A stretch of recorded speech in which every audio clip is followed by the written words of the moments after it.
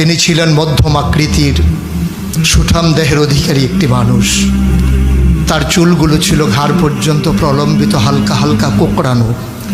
তিনি যখন চুলের ভিতরে তৈল দিয়ে আছড়াতেন মনে হতো মৃদুমন্দ ঢেউ দেখা যায়। তার কপাল ছিল চওড়া, ভ্রুগুলো ছিল জোড়া ভ্রু, ধনুকের মতো বাঁকা। চোখের পাতাগুলো ছিল ফুটন্ত গোলাপি রঙের এক একটি পাপড়ির মতো। তিনি কখনো বা যখন চোখের পলক ফেলতেন মনে হতো মৃদুমন্দ বাতাসে গোলাপ পাপড়ি যেন দোল খাচ্ছে। তার চোখের সাদা অংশ ছিল রক্তিমাভ সাদা, কালো অংশ ছিল কৃষ্ণ কালো। তার নাকটা ছিল খাড়া, নাকের ছিদ্রগুলো ছিল ছোট ছোট। নাকের নিচে ছিল সরু চিকন গোঁফ, গোঁফের নিচেই সেই গোলাপি রঙের ঠোঁট। তার ঠোঁটগুলো যখনও কখনো বা মুচকে হাসত, গোটা পৃথিবীর মানুষ অবাক বিস্ময়ে দেখত গোটা পৃথিবীতে যেন বিজলি চমকিয়েছে।